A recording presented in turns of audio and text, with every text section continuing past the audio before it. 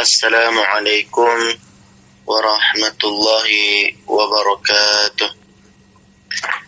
Alhamdulillah, assalatu wassalamu ala rasulillah, wa la hawla wa la quwata illa billah, amma ba'du. Ikhwatal kiram, rahimani wa rahimakumullah.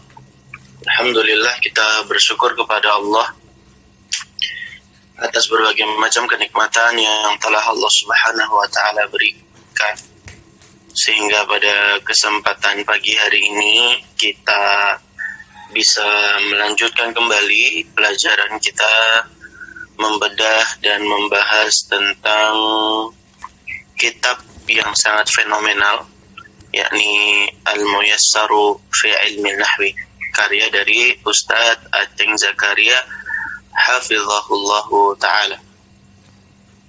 Dan alhamdulillah, kita sekarang sudah mulai memasuki pembahasan yang baru ya.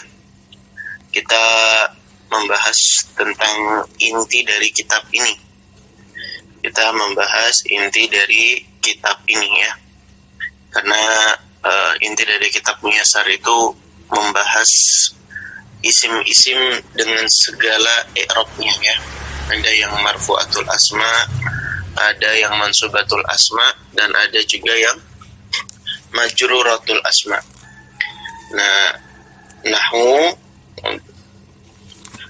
yang kita pelajari berfokus pada tiga hal itu, terutama di kitab Al-Muyassar ini ya. Dan mungkin sebagian kita ada yang bertanya gitu ya, kenapa kalau membahas nahwu itu lebih dari separuh babnya itu berpusat dan fokusnya cuma membahas isim-isim saja gitu ya, nggak pernah membahas secara detail tentang marfu'atul af'al atau mansubatul af'al. Kalau di kitab Muyassar kan bahas fi'il-fi'il yang marfu' dan fi'il-fi'il yang mansub atau majzum kan cuma sekilas saja ya, tidak terlalu banyak ya. Nah, kalau kita jumpai kitab-kitab nahwu yang lain, memang demikian. Lebih dari separuh bab nahwu itu fokusnya membahas tentang isim-isim saja. Maka jawabannya, kenapa kita fokusnya ke isim ketika membahas nahwu? Karena isim itu yang punya peranan penting ya dalam sebuah kalimat. Kalau huruf kan dia tidak punya kedudukan apa-apa dalam kalimat. La mahallalaha minal i'rab kan ya. Kalau fi'il juga hukum asalnya kan mabni dia. Fi'il itu yang mu'rab cuma mudhari, itu pun berubah ketika kemasukan alat-alat kan gitu ya. Sehingga yang fokusnya agak berbeda dibandingkan huruf dengan fi'il itu adalah isim. Karena isim itu i'rabnya menentukan fungsinya gitu ya. Makanya kita lebih fokus dan lebih harus perhatian pada masalah isim ketika bahas nahwu ya, karena isim ini sangat urgen perannya di dalam sebuah kalimat. Beda isimnya, i'rabnya nanti akan beda, akan menentukan fungsinya ya. Makanya kita mau belajar inti penting dalam pembahasan nahwu, yaitu marfu'atul asma, mansubatul asma, dan majruratul asma ya. Makanya sebelum belajar, pengajar itu kasih tahu dulu tujuan kita belajar nih untuk apa, yang mau kita pelajari itu apa gitu ya, sehingga teman-teman, santri-santri dan anak didik kita itu jadi lebih perhatian. Dan sebagaimana ini ya, teknik komunikasi kan ya, kalau kita sampaikan urgensinya belajar, kita mau masuk inti, mari siapkan hati, buka mata, buka telinga, lebih fokus lagi karena kita mau masuk ke inti materi dari buku ini. Kalau kita kasih muqaddimah kalimat-kalimat semisal itu, insya Allah anak didik kita, santri dan santriwati kita itu jadi lebih fokus mendengarkan, itu kan ya. Jadi ada tanbih dulu, ada kalimat-kalimat yang bersifat tanbih supaya mereka jadi perhatian. Sebagaimana Syekh Muhammad At-Tamimi itu kita lihat di matan kitab akidahnya kan sering ya mengawali kalimat dengan i'lam.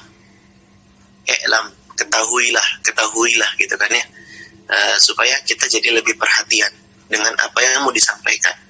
Maka penting bagi seorang pengajar untuk membangun kesadaran ini supaya santri dan santriwati kita itu jadi lebih perhatian. Makanya kita bilang kita mau masuk ke inti materi dari buku ini.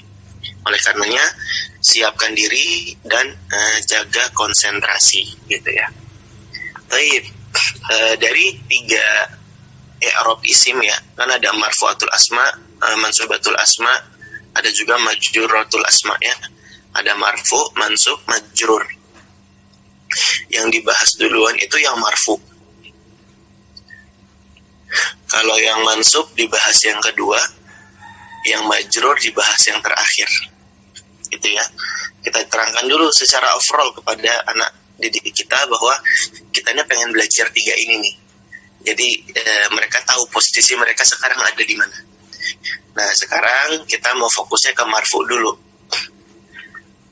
Nanti baru ke mansub dan ke majrur. Kenapa urutannya seperti itu?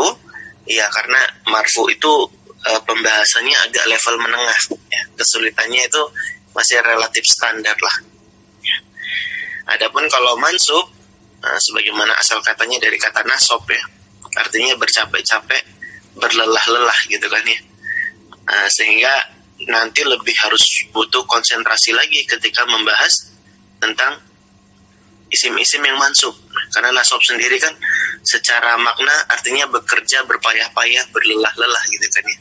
Sehingga nanti grafik belajar muyasar dari datar, nanjak hingga turun. Ya, baik. Nah, jadi grafiknya itu dari datar, nanjak hingga nurun lagi gitu ya. Nah, tanjakannya itu nanti di mansubatul asma. Nah, kalau kita sudah tahu rambu-rambunya, sampaikan dulu ini di awal supaya santri itu jadi lebih siap mental untuk menghadapi apa yang mau dipelajari gitu kan ya. Jadi urutannya belajarnya gimana? Marfu, mansub, majrur gitu ya. Dan diantara hikmah lainnya, kenapa sih majruratul itu dijadikan di tempat urutannya paling akhir? Padahal kan majrur itu sebenarnya relatif mudah ya. Kenapa tidak ditaruh di awal saja gitu? Kenapa kok bahasnya nggak majrur, marfu, mansub gitu kan ya? Tapi kenapa kok marfu, mansub, majrur? Maka ketika darsnya Ajurumi ya sama Ustadz Abdul Tausikal dulu saya dikasih faidah, apa hikmahnya majrur itu ditaruh di tempat yang paling belakang, di paling akhir? Karena setelah kita melewati pembahasan mansubatul asma, itu kan pembahasan tersulit ya. Nah, terkadang kebanyakan orang ketika sudah melewati masa-masa yang sulit itu membuat mereka jadi jumawa, jadi meninggi, jadi angkuh, dan seterusnya. Oleh karenanya para ulama menempatkan majruratul asma di bagian akhir. Kenapa? Sebagaimana maknanya ya, khofat itu kan rendah maknanya ya. Khofat itu rendah artinya. Sehingga mengajarkan kita untuk tetap merendah, tidak meninggi dan tidak sombong. Makanya majruratul asma ditaruh di pembahasan yang terakhir dari macam-macam isim ya, dari segi i'rabnya, supaya kita itu jadi tidak sombong dan merendah dan tetap kalem, tidak jumawa dalam belajar. Karena kan biasanya kalau orang baru belajar itu langsung meninggi gitu ya. Maka ini di antara hikmahnya para ulama menempatkan pembahasan majruratul asma itu setelah mansubatul asma. Taib. Dan sekarang kita sampaikan ke santri dan santriwati kita bahwa kita ini mau membahas tentang isim-isim yang marfu. Marfu'atul asma. Marfu dari kata rofa. Rofa itu artinya apa? Tinggi ya. Rofa itu artinya tinggi. Dan di antara hikmahnya juga kita lihat macam-macam isim-isim yang marfu ya. Kita lihat macam-macam isim yang marfu. Ada al-fa'il, naibul fa'il, mubtada, khobar, isim kana wa akhwatuha, khobar ina wa akhwatiha ya. Isim kana wa akhwatiha, khobar ina wa akhwatiha, dan juga tawabi, terakhir ada 7 ya. Nah, kita sampaikan hikmah kepada mereka bahwa rofa itu asal katanya kan bermakna tinggi gitu ya. Dan kalau kita pengen menggapai derajat ketinggian, maka mau tidak mau kita harus menempuh apa-apa yang disebut sebagai isim marfu ini. Al-fa'il artinya kan orang yang berbuat ya, aktivis, orang yang mau melakukan sesuatu gitu ya. Sehingga kalau ingin mencapai derajat ketinggian supaya tidak menjadi orang yang terhina, maka orang itu tidak boleh berpangku tangan. Dia harus aktif, bekerja, berusaha, berbuat ya, tidak mengharap belas kasih orang. Orang-orang yang aktif dan proaktif inilah yang dinamakan dengan fa'il. Mereka orang yang berkarya, orang yang berbuat. Maka wajar saja para pelaku, orang-orang yang aktif yaitu fa'il, mereka menggapai derajat ketinggian. Yang kedua, naibul fa'il. Naibul fa'il juga termasuk orang yang menggapai derajat ketinggian. Karena naibul fa'il itu artinya adalah pengganti fa'il, ya, wakilnya fa'il gitu kan ya. Sehingga dia adalah orang-orang yang menggantikan tugasnya si fa'il gitu, menggantikan tugasnya si pelaku utama. Oleh karenanya naibul fa'il juga karena dia termasuk orang yang berbuat, dia adalah orang yang istimewa, orang yang menggapai derajat ketinggian pula. Sebagaimana yang dilakukan oleh Ali bin Abi Thalib ketika menggantikan posisi Nabi Muhammad SAW di tempat tidurnya. Lihat perannya Ali bin Abi Thalib di masa-masa hijrahnya Nabi dari Mekah menuju Madinah. Ini adalah peran yang cukup mendebarkan ya, dan termasuk peran yang sangat sentral. Oleh karenanya naibul fa'il juga tidak dipandang sebelah mata, karena mereka juga orang yang berbuat, bahkan yang mengerjakan tugasnya si pelaku utama atau fa'il. Sehingga orang yang dikatakan sebagai naibul fa'il juga adalah orang yang utama dan dia menggapai derajat ketinggian. Demikian pula dengan mubtada.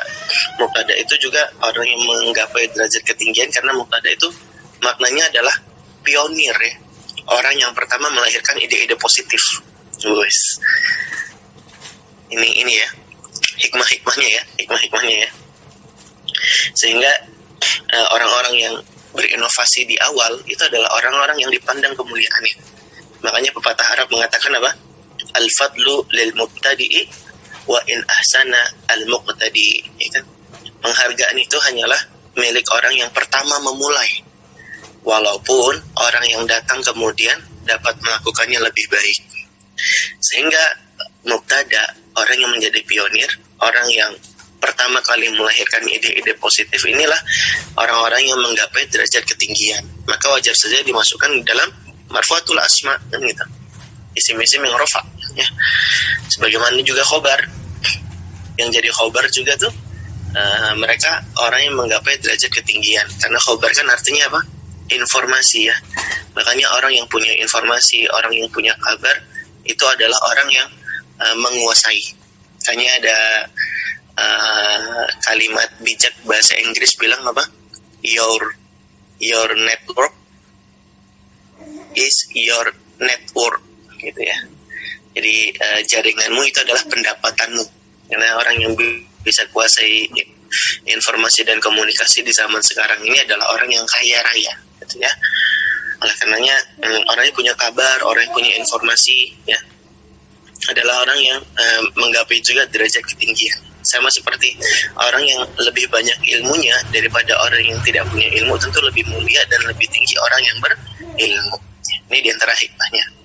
Makanya penting sekali kita untuk gali informasi sebanyak-banyaknya, baca buku dan seterusnya yang kita sampaikan kepada santri dan santriwati kita, supaya tetap semangat untuk belajar dan membaca. Kemudian kalau isim kana dan khobar ina, ini sebenarnya sama seperti mubtada khobar, dan dia cuma kemasukan huruf-huruf kana dan fiil kana dan juga huruf inna saja. Jadi nggak kita sampaikan faedah hikmahnya apa ya.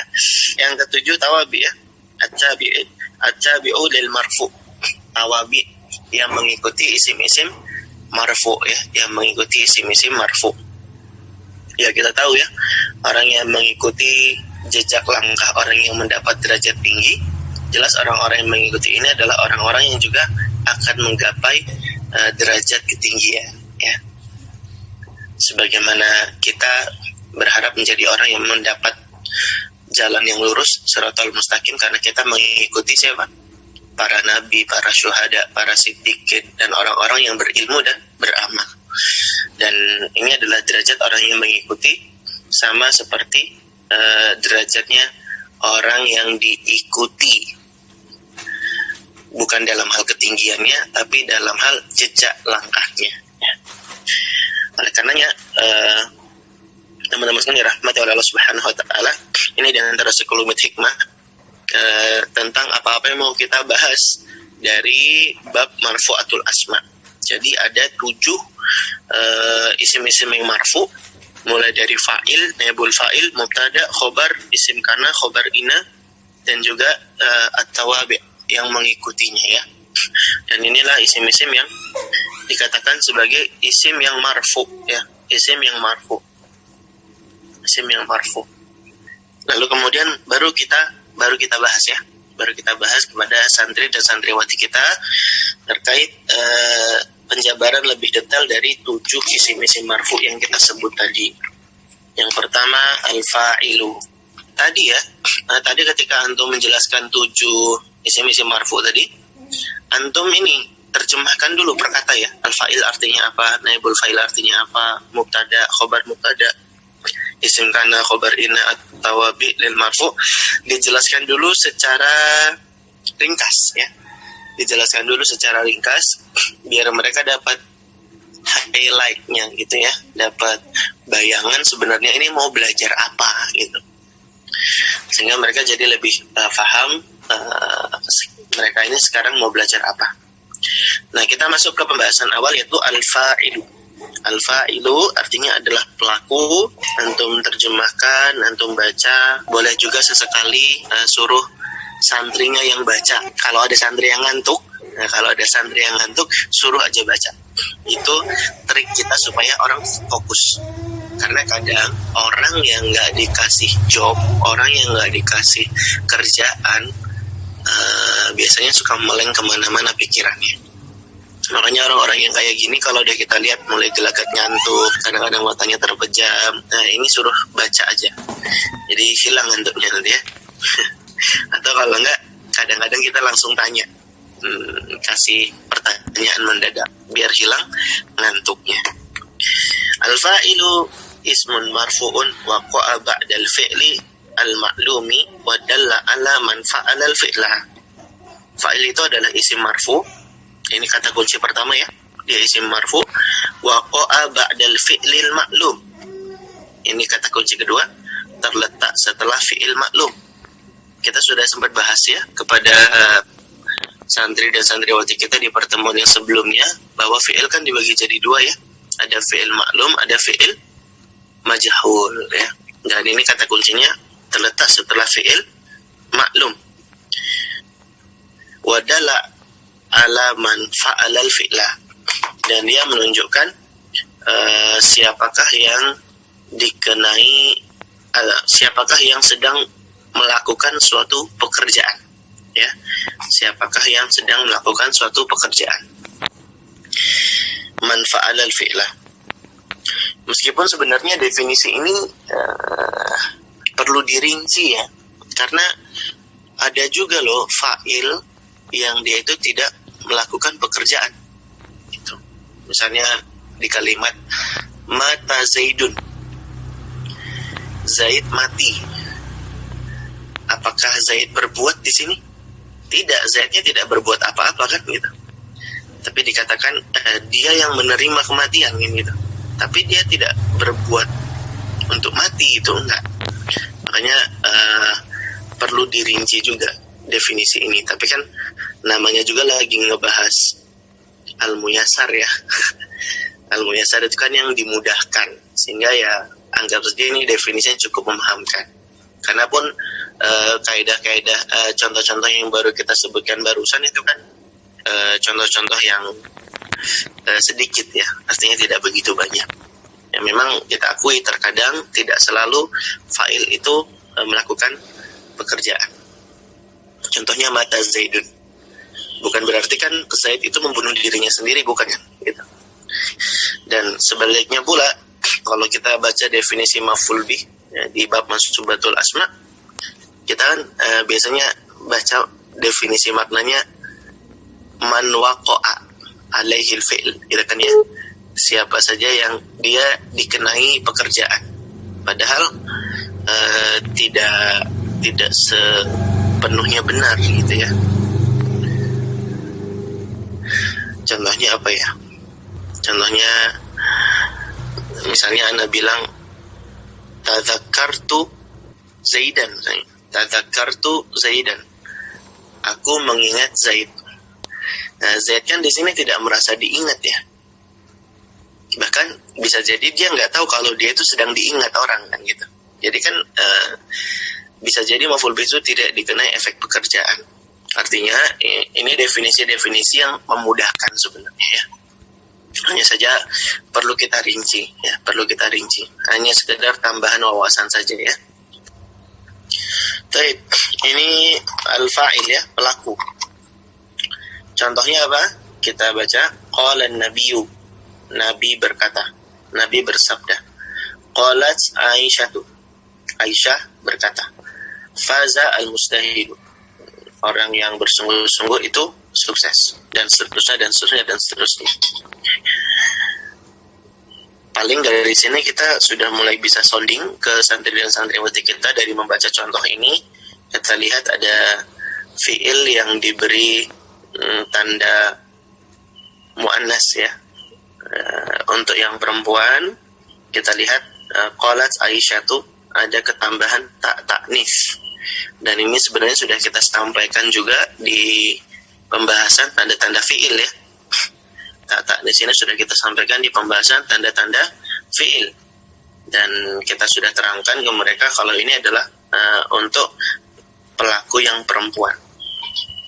Dan uniknya di pembahasan fa'il dan fiil ini, ketika fa'ilnya itu dia nggak cuma mufrad, artinya dia bentuknya jamak dan lebih dari satu, itu fiilnya tidak berubah ya. Fiilnya tidak berubah. Nanti kita bahas ya tentang fiil berubah atau tidak berubahnya. Tapi yang kita jelaskan di awal ini adalah bahwa yang berubah itu fiilnya adalah ketika fa'ilnya itu muannas. Dia harus ketambahan ta'nis. Ketambahan ta'nis pada fiil yang fa'ilnya itu perempuan. Kenapa ya? Kok fiilnya ketika pelakunya perempuan dia jadi berubah, tapi kalau pelakunya berubah dari segi jumlah ya, artinya dia nggak cuma satu pelakunya, ada dua ataupun jamak, tapi kok fiilnya tetap nggak berubah, kan keadaannya begitu ya. Ya karena penting sekali menentukan mudzakkar dan muannats itu, karena bisa jadi orang-orang itu tidak terlalu paham gitu ya dengan nama orang. Misalnya orang-orang nggak tahu ini nama orang sebenarnya laki-laki atau perempuan gitu kan ya. Karena kadang sering kita sendiri bahkan suka miskom gitu ya terhadap nama orang. Kita sangka laki-laki padahal perempuan, kita sangka perempuan padahal laki-laki kan gitu. Maisaroh di Indonesia nama perempuan, kalau di Arab nama laki-laki kan gitu. Huzaimah di Arab laki-laki, di Indonesia jadi nama perempuan kan gitu. Ya banyak lagi contoh-contoh yang lainnya seperti itu. Makanya perlu sekali tanda ta'nis pada fiil supaya kita tahu fa'ilnya ini laki-laki atau perempuan. Taib, fa'il dibagi menjadi dua, ada yang zahir, ada yang dhamir ya. Kalau yang zahir itu yang nampak, sebagaimana dari katanya zahir ya. Zahir yang nampak. Dia disebut terang-terangan fa'ilnya itu siapa. Sa'alal ustadzu. Ustadz itu bertanya. Ustadz kalau di Indonesia guru ya. Kalau di Arab ini gelar untuk profesor. Jadi kalau antum lihat kitab-kitab para ulama atau akun Twitternya, akun Facebooknya ulama yang diawali tanda huruf hamzah di depannya, itu maksudnya dia gelarnya profesor itu. Ustadz, profesor. Nah, di Indonesia ini hebat ya. Banyak pengajar TPA sudah jadi profesor. Masya Allah ya. Karena gelarnya ustadz. Nah ini sa'alal ustadzu, fa'ilnya zahir. Shalal waladu Al-waladu itu fa'ilnya dan dia zahir. Bakat Maryamu, Maryamu itu fa'ilnya dan dia zahir ya. Bisa dipahami ya? Bakat artinya menangis ya. Maryam menangis. Sebaliknya ada juga fa'il yang domir. Domir itu lawannya zahir. Artinya fa'ilnya tidak terang-terangan terlihat, tidak nampak ya. Fa'ilnya tidak kelihatan. Contohnya katabat. Katabat ini fi'il maudhi ketambah ta'nis. Ini fa'ilnya takdirnya siapa? Hiya. Nah, kemudian kita recall lagi ingatan mereka ke tasrif fi'il. Ya, tasrif fi'il yang apa? Kataba, katabu gitu ya. Tasrif fi'il apa namanya? Tasrif fi'il lugawi ya. Bukan istilahi tapi lugawi. Tasrif fi'il lugawi. Kataba, katabu, katabat, katabata, katabna, katabta, katabtuma, katabtum, katabti, katabtuma, katabtuna, katabtu, katabna gitu ya. Dan itu kalau sudah hafal urutan itu dan hafal juga susunan domir, insya Allah untuk ini nggak ada masalah. Oh ya, kita lanjut ke ketentuan fa'il. Yang pertama, fa'il harus selalu marfu. Yang kedua, fa'il harus selalu didahului oleh fi'il maklum, sebagaimana yang ada di definisi tadi ya. Yang ketiga, fa'il tidak selalu bersambung dengan fi'ilnya, tetapi ada kalanya terselang oleh kalimat lain. Contohnya apa? Innama yakhshallaha min ibadihil ulama'u, ya kan? Nah, al-ulama'u itu dia fa'ilnya ya, dan dia letaknya ada di akhir. Nah, nanti bisa gali faidah dari ayat itu, dari surat Fatir itu ya. Jelaskan keutamaan ilmu biar mereka semangat ngaji, terus kasih info apalagi pengajian-pengajian gitu ya. Jadi mereka semangat untuk ngaji, dan kita kasih rekomendasi rujukan-rujukan pusat-pusat yang layak membuat orang-orang jadi ngaji ya. Lalu kemudian ketentuan yang keempat, bila fa'il sulit dicari, maka gunakanlah pertanyaan apa atau siapa. Contohnya, sa'alal ustadzu. Siapa yang bertanya? Oh, al-ustadz. Oh, berarti dia fa'il ya. Paham ya? Baik. Berikutnya, bila fa'ilnya mu'annas, maka fi'ilnya harus diberi tanda mu'annas. Kalau fi'il madhi dengan tak mati, tak sukun ya, tak maftuha, taknis ya di akhir kata. Roqodat, solahat. Kalau fi'il mudhari kebalikannya, taknya letaknya di awal fi'il, bukan di akhir fi'il. Contohnya tarkudu tasluhu, karena ini representasi dari fi'il dengan domirnya hiya ya, gitu.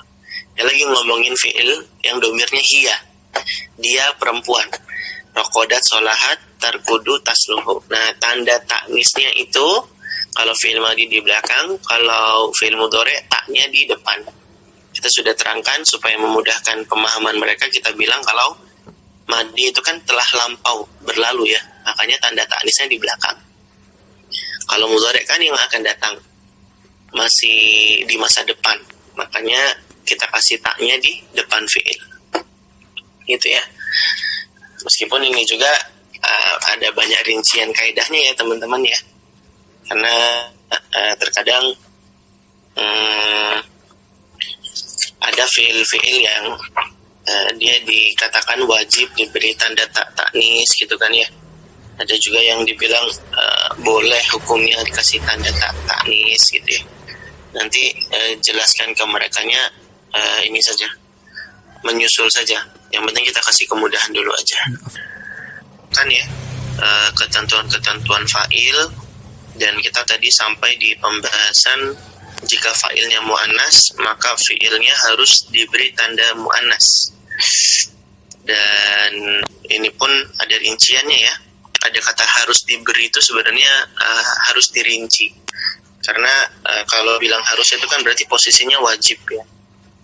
Dan kalau kita lihat kitab Mulakhas atau Muyassar jilid 3, kita membahas bahwa yang wajib diberi tanda taknis itu cuma dua kondisi saja. Yang pertama, jika fa'ilnya itu isim zohir, dia mu'annas. Kemudian apalagi? Mu'annasnya itu mu'annas hakiki, mu'annasnya mu'annas hakiki, dan dia muttasilan bil fi'li, dan dia bersambung langsung dengan fi'il, tidak terpisah. Tidak terpisah. Dan yang kedua, wajibnya fi'il diberi tanda taknis adalah ketika yang kedua, yaitu jika fa'ilnya itu berupa domir yang kembali kepada mu'annas. Contohnya apa? Idza sama'un fatarat, atau alimat nafsun ma qaddamat wa akharat, gitu ya. Lihat, nafsun itu kan ini ya, muannas ya. Makanya ada kata qaddamat, dia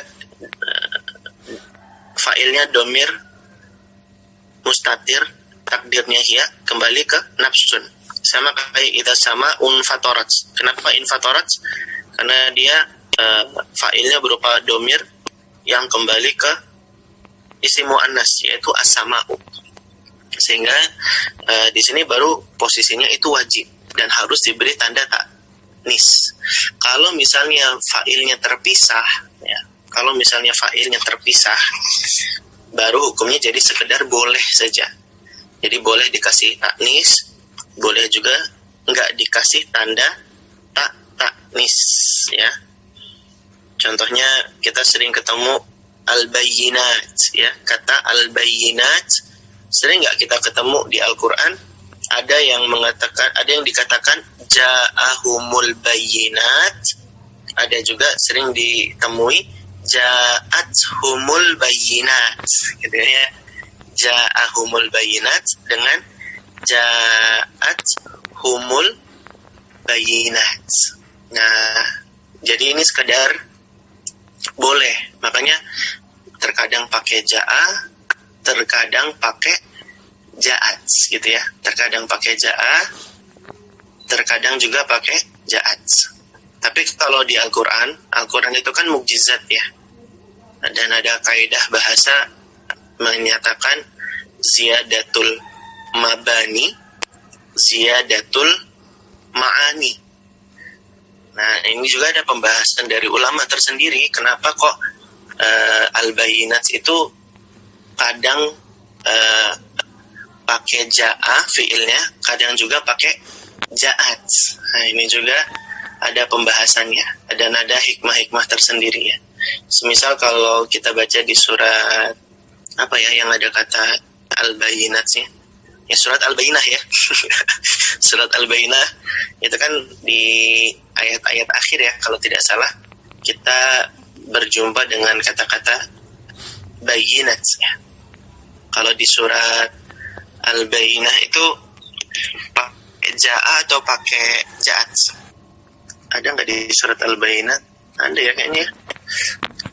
Ada nggak kata-kata ja'at sumul bayyinat gitu di surat al-bayyinah? Ada faedah yang mau disampaikan di sini soalnya. Jadi kalau ayat Al-Quran yang pakai ja'at sumul bayyinat ya, itu adalah ayat yang menunjukkan buat hal-hal kenabian gitu ya, hal-hal kenabian. Tapi kalau kalimatnya cuma ja'ahumul bayyinat, maka dia memberikan makna perintah dan larangan. Perintah dan larangan. Tapi kalau bicara tentang kenabian, pakainya ja'at sumul bayyinat. Kalau perintah dan larangan pakainya ja'ahumul bayyinat. Itu faedahnya. Tidak salah itu saya dapat faedahnya dari kitab ini, Lataif Al-Quran wal Arabiyah ya. Itu buku yang bagus juga buat teman-teman semua pelajari, karena di situ ada banyak ini ya, ada banyak faedah. Apa? Di surat Ali Imran 86. Ada ya? Alhamdulillah, jadi sempurna faedahnya ya. Bisa buat update status WA berarti ya. Kalau yang ja'at sumul bayyinat tadi surat Ali Imran ada 2 tempat. Ada 2 tempat ya. Nah, terus ini, kalau misalnya ketika antum mengajar tiba-tiba berjumpa dengan kondisi lupa seperti ini, apa yang antum lakukan? Maka yang pertama, akui kesalahan. Yang kedua, kita katakan bisa jadi lupanya ini gara-gara banyak dosa.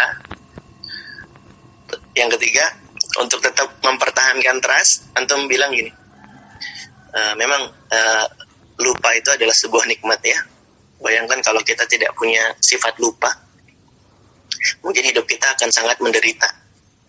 Al-insanu fi mahali khata' wa nisyan. Manusia itu tempatnya salah dan lupa. Bayangkan kalau kita nggak punya sifat lupa, mungkin kalau kita punya episode kesedihan di dalam kehidupan, itu nggak bisa kita lupakan. Jadinya galau terus-terusan, sedih terus-terusan. Makanya ini diantara hikmahnya lupa. Pengajar tetap ada trustnya ya. Sehingga ada banyak pelajaran yang bisa kita selipkan ketika sedang mengajar gitu ya. Ini diantara hikmah sifat lupa. Ya, jadi begitu ya. Ali Imran 86 dan 105 yang ja'ahumul bayinat. Kalau yang ja'at sumul bayinat tadi ada banyak ya. Di Al-Baqarah 209 contohnya. Taib itu ketentuan fa'il ya, ketentuan fa'il. Lalu kemudian fa'il boleh ditempatkan setelah maf'ul bih. Sepertinya fa'il faedahnya itu saja sih ya. Faedah detailnya di kitab Al-Muyassar jilid 3 itu lebih bagus untuk dibaca.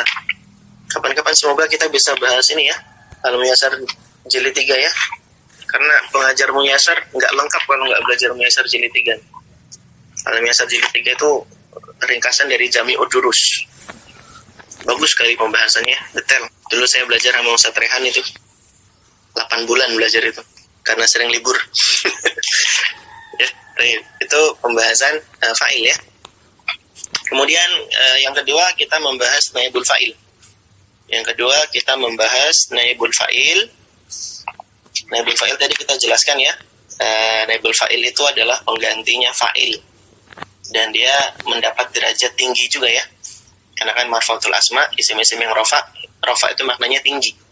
Jadi pelaku, orang yang berbuat itu dapat derajat tinggi, orang yang mewakili atau menggantikan dapat derajat tinggi.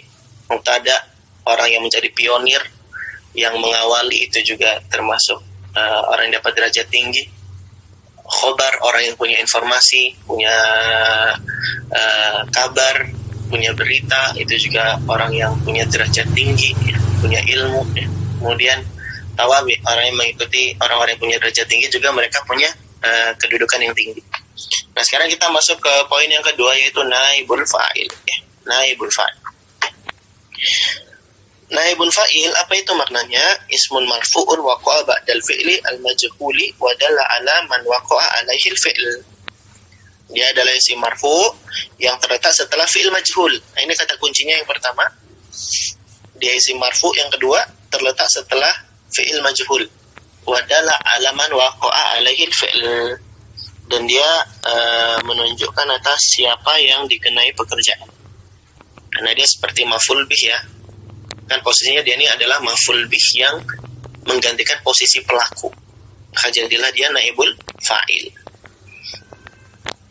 Contohnya, ada kalimat fi'il fa'il maf'ul bih. Doroba aliyun al-kalba. Tuh kan, doroba lagi kan, mukul lagi ya. Ali memukul anjing. Ya. Fa'ilnya dihapus, jadinya duriba al-kalbu. Nah, kita ingatkan kemarin sudah diajari cara merubah fi'il maklum menjadi fi'il majhul ya. Duriba al-kalbu. Dan kita juga sudah kasih faedahnya ya. Kenapa kok fa'il itu dihapus?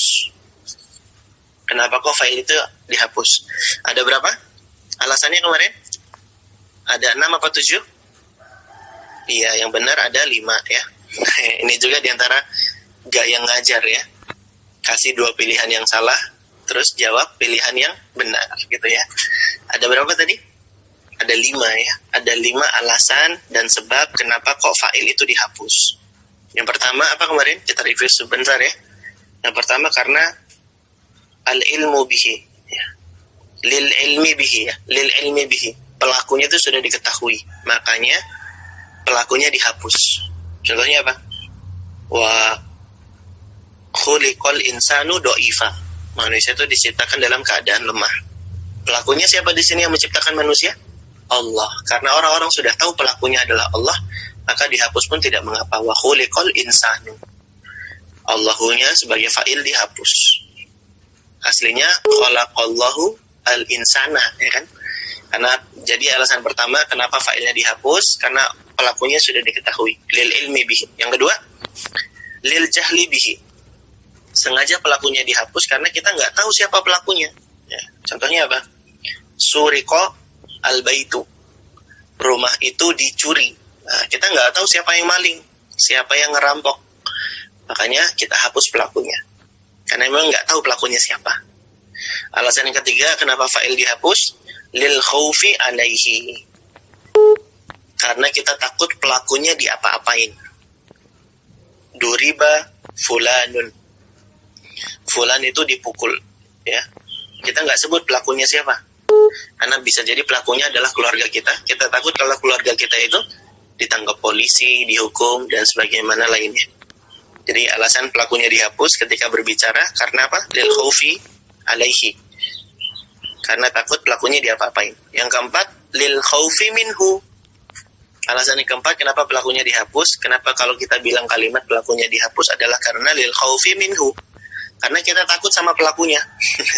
Karena kita takut sama pelakunya. Suriqat as-sa'atu.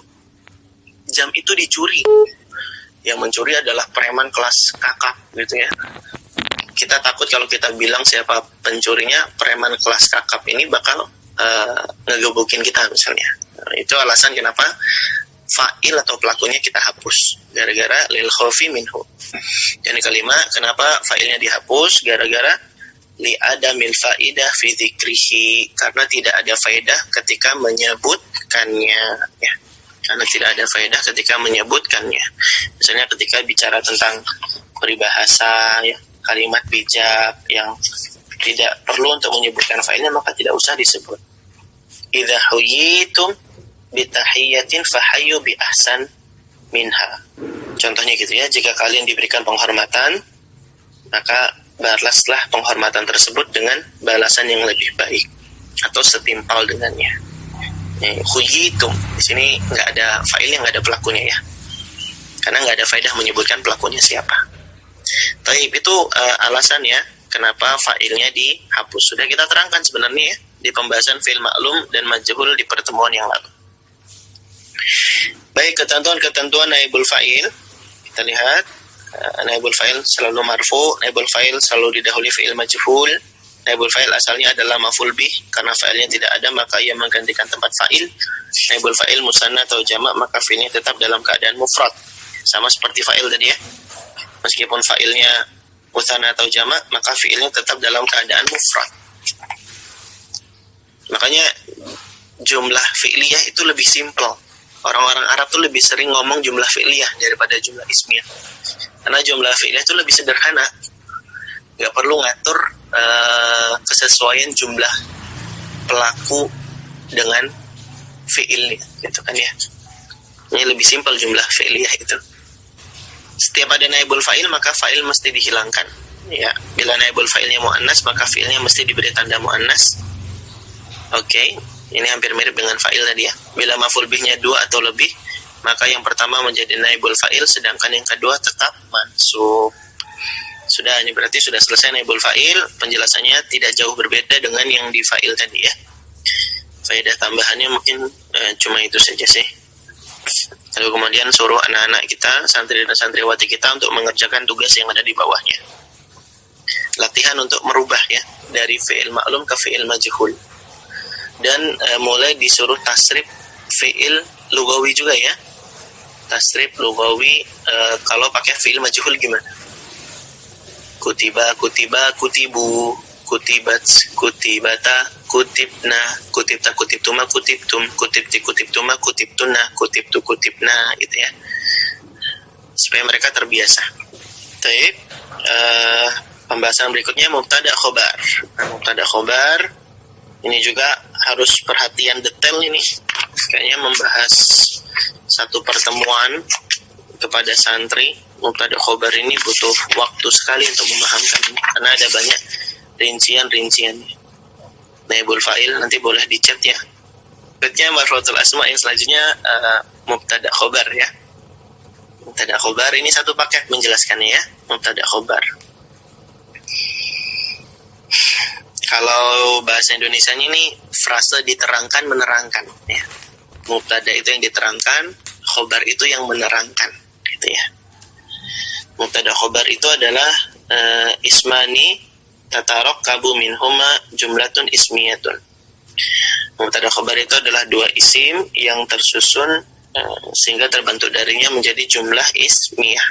Contohnya al-ilmu nafi'un. Al-ilmu nafi'un. Ilmu itu bermanfaat. Al-ustadzu maridun. Ustad itu sakit. Aliyun ghaniyun. Ali itu tidak membutuhkan sesuatu. Tahu apa kita bilangnya dalam bahasa Indonesia kaya gitu ya. Anta mustahidun, kamu orang yang bersungguh-sungguh. Amal mubtada'u fahuwa ismun mukhbarun anhu wal khobaru mukhbarun bihi. Ya. Jadi kalau mubtada itu adalah isim yang dikabarkan, yang diterangkan. Kalau khobar itu adalah yang mengabarkan atau yang menerangkan. Nah, jumlah yang tersusun dari mubtada khobar itu adalah jumlah ismiyah namanya. Jumlah ismiyah karena dia diawali dengan isim. Kalau fa'il fi'il, naibul fa'il tadi itu adalah jumlah fi'liyah karena diawali dengan fi'il. Kalau ini jumlah ismiyah. Ya. Oke, kemudian al-mubtada dibagi jadi dua, ada yang zahir, ada yang domir. Contoh yang zahir, Allahus sami'un. Kalau yang domir, huwa ghaniyun, yang pakai domir-domir itu ya. Ketentuan mubtada dan khobar harus selalu dalam keadaan marfu. Jelas ya? Karena lagi ngebahas apa? Marfu'atul asma. Nah, ini harus sering disebut-sebut nih marfu'atul asma supaya mereka jadi nggak bingung lagi ngebahas apa ini sebenarnya gitu ya. Karena ini lagi bahas pretelan-pretelannya. Yang kedua, susunan mubtada dan khobar ialah jumlah yang dimulai dengan isim dan disebut jumlah ismiyah. Sedangkan susunan fi'il dan fa'il disebut jumlah fi'liyah, yaitu jumlah yang dimulai dengan fi'il. Yang ketiga, bila ada isim marfu didahului oleh fi'il, maka isim tersebut adalah fa'il atau naibul fa'il. Bila ada isim marfu mendahului fi'il, maka isim tersebut adalah mubtada. Sudah paham antum ya, insyaallah ya.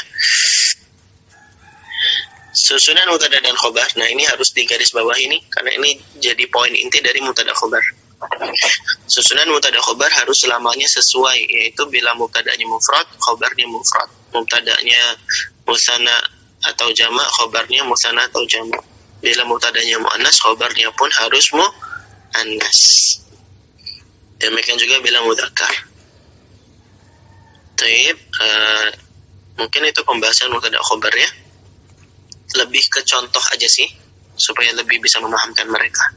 Al-amtsilah, contoh, al-waladu mujtahidun, al-bintu mujtahidatun gitu ya. Al-waladani mujtahidani, al-bintani mujtahidatani. Jadi menyesuaikan antara jumlahnya dan juga ininya ya, jumlahnya dan juga kelaminnya. Taib. Mungkin ini pembahasan mubtada khobar ya. Pembahasan mubtada ya. Lalu kemudian kita lanjut ke pembahasan khobar. Khobar itu ada yang mufrad, ada yang ghairu mufrad. Kalau yang mufrad, ma laisa jumlatan wala syabihan bil jumlah. Dia tidak bukan merupakan jumlah dan tidak juga menyerupai jumlah. Kalau yang ghairu mufrad adalah khobarnya berupa jumlah atau yang menyerupai jumlah. Contoh yang khobar mufrad, al-waladu na'imun, al-waladani na'imani, al-auladu na'imuna. Yang harus Anda tekankan di sini adalah bahwa mufrad di sini bukan sebagaimana kita fahami ketika membahas tentang isim-isim mu'rab ya. Kan ada isim mufrad, isim musanna, isim jamak gitu ya. Nah, ini mufrad di sini adalah membahas tentang bentuknya ya, bentuk dari khobarnya gitu ya. Bentuk dari khobarnya. Kalau khobarnya itu bukan berupa jumlah atau syibul jumlah gitu ya, maka dia kita katakan sebagai khobar mufrad. Kalau kita bilangnya al-waladu fil fasli, berarti fil fasli ini bukan khobar mufrad, dia khobar ghairu mufrad. Paham ya? Ini perlu ditekankan supaya mereka tidak kebingungan. Baik. Kalau yang ghairu mufrad contohnya apa? Aliyun abuhu maridun. Ya. Aliyun abuhu maridun. Ali itu bapaknya sakit gitu ya. Ali bapaknya sakit. Ini ada jumlah ismiyah di dalam jumlah ismiyah ya. Khabarnya berupa jumlah ini. Abuhu maridun jumlah ismiyah. Dia berarti fi mahalli raf'in ya. Fi mahalli raf'in jumlahnya ya. I'rab jumlahnya seperti itu. Terus kalau yang ma laisa mufrad, Anda sudah tahu ya, ada yang jumlah ismiyah, ada yang jumlah fi'liyah, kemudian ada yang jar majrur dan juga zorof. Meskipun para ulama ini berbeda pendapat ini. Ada yang mengatakan jar majrur ini ya sebenarnya nggak ada gitu. Takdirnya ya dia masuk ke jumlah ismiyah atau jumlah fi'liyah gitu. Jadi kalau dia dikatakan jumlah ismiyah ya ada takdirnya gitu. Ada takdirnya yaitu muqtarinun. Jadi memang banyak khilaf ya di antara para ulama bahasa tentang kaidah-kaidah seperti ini, tapi saya rasa yang ada di kitab Muyassar ini adalah termasuk yang memudahkan sekali ya, yang memudahkan sekali. Dan ini teman-teman ya, kalau udah belajar Muyassar itu kayak memahami teori itu secara utuh gitu. Kalau antum belajar kitab-kitab lain, kitab silsilah, ya, terus kemudian Arabiyah Baina Yadaik, itu kaidah-kaidahnya itu kan terpisah-pisah ya, dia peritilan-peritilan gitu. Jadi memahami teorinya itu nggak terlalu utuh gitu. Itu minusnya kitab-kitab lain. Nah, keunggulan kitab Muyassarnya digabungkan jadi satu. Hanya saja minusnya kita lemah dalam berbicara, lemah dalam mendengar ya. Kita jadi orang yang pasif banget gitu. Tapi kalau kitab-kitab lain tuh terlatih 4 kemampuan: berbicara, mendengar, membaca, dan memahami ya. Jadi mereka lebih kompleks, lebih lama belajarnya ya, karena memang targetnya pengen bisa ngomong, bisa mendengar, bisa membaca, bisa berbicara gitu. Nah, kalau kita Muyassar ini fokusnya kayaknya cuma supaya bisa baca aja deh gitu ya. Itu minusnya Muyassar. Tapi teman-teman, kabar baiknya kalau sudah belajar Muyassar, belajar kitab-kitab lainnya tuh jadi lebih mudah. Kalau belajar silsilah itu jadi lebih mudah. Teman-teman juga kalau bisa, saran saya ikut program bahasa Arab yang bisa melatih kemampuan bicara dan mendengar ya. Jadi memang harus sering latihan. Jadi harus mengupgrade terus kemampuan. Jadi ya teman-teman, mumpung udah belajar Muyassar, saran saya ikut program-program seperti Mahat Ali atau ikut Lipia dan kuliah-kuliah online lainnya yang melatih kemampuan mendengar dan berbicara. Karena dari situ kita jadi tahu banyak kosakata gitu ya. Kayak kemarin saya dapat faedah dari Ustadz saya di Mahat Ali, dia bilang ada beda antara amsi dengan al-amsi gitu kan. Apa bedanya? Kita sudah tahu belum bedanya amsi dengan al-amsi? Ya, ini gara-gara kita belajarnya minim kosakata, kita yang seremehin aja kita nggak tahu bedanya apa gitu. Kalau kita terbiasa mendengar orang berbicara, baca naskah, baca teks, baca dialog, jadinya jadi tahu bedanya apa gitu. Ternyata teman-teman, bedanya amsi dengan al-amsi itu, kalau amsi artinya kemarin, kalau al-amsi artinya yang telah lalu.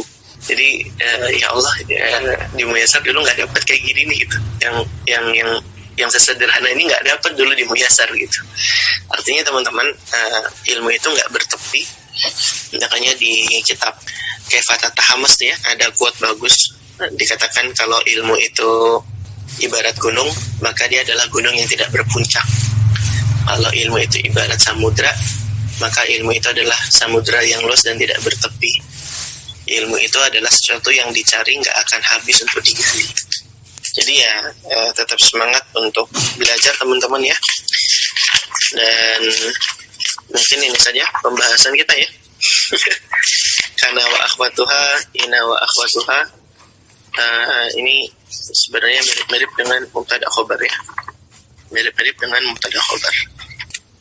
Kalau isim kana dan juga akhwat ina tuh nggak ada masalah ya, insyaallah sudah paham semua ya. Itu kan intinya belajar akhwat kana isim ina itu kan kasih tahu fungsinya apa, kasih tahu fungsinya apa. Kalau kana memarfukan isim memasukkan khobar, kalau ina memasukkan isim memarfukan khobar. Lalu kemudian kasih tahu saudaranya kana siapa aja, saudaranya ina siapa aja, gitu ya. Jadi lebih ke situ aja sih sebenarnya. Jadi insyaallah sederhana sih, insyaallah sederhana. Paling yang agak detail harus sebutin tuh saudara-saudaranya kana siapa aja, karena dia banyak ya. Dan kana itu termasuk fi'il ya teman-teman ya. Kana itu termasuk fi'il. Adapun ina dia termasuknya huruf ya, maksudnya huruf. Wallahu taala a'lam bishawab. Mungkin kasih tips dan trik untuk ngafal saudara-saudaranya kana ya. Kalau di Muyasar kan amsa, asbaha, adha, lola, bata, soro gitu. Kalau saran saya dihafalnya sesuai dengan urutan waktu. Asbaha pagi, siang apa siang? Dola, sore apa? Amsa, malam, bata gitu. Jadi ngafalnya urutan waktu ya, supaya enak mereka memahami. Bata itu artinya malam, makanya mabit ya. Mabit apa? Tempat bermalam kan, mabit. Kalau di Indonesia jadi malam bina iman dan takwa. Anak Rais banget ya. Ada yang bilang mabit malam bid'ah gitu ya. Zola artinya siang. Zola artinya siang, dimana ada bayangan gitu ya. Makanya ada hadis sabatun yuziluhumullah fi dzillihi yauma la dzilla illa dzilluh. Nah, jadi teman-teman kalau bisa ngasih tahu maknanya itu sambil ngutip ayat, sambil ngutip hadis gitu ya. Supaya mereka jadi lebih paham. Kalau amsa, asbah gimana? Pakai zikir pagi, zikir petang aja. Asbahna wa asbahal mulku ya. Amsayna wa amsal mulku gitu ya. Jadi mereka pun jadi lebih melekat, sekaligus kita ngasih faidah tentang zikir pagi petang. Saudara Ina disebutkan ya, dan insyaallah antum semua sudah paham ya. Tapi mungkin ini saja yang bisa kita sampaikan pada pertemuan ini. Semoga dengan yang sedikit ini bisa memberikan manfaat kepada antum dan antum sekalian. Dan di pertemuan yang akan datang kita akan lanjutkan lebih detail ya tentang kana, ina, kalau ada faedah tambahan, dan juga anwa'ul ma'rifah belum ya. Terus masuk batul asma, majuratul asma.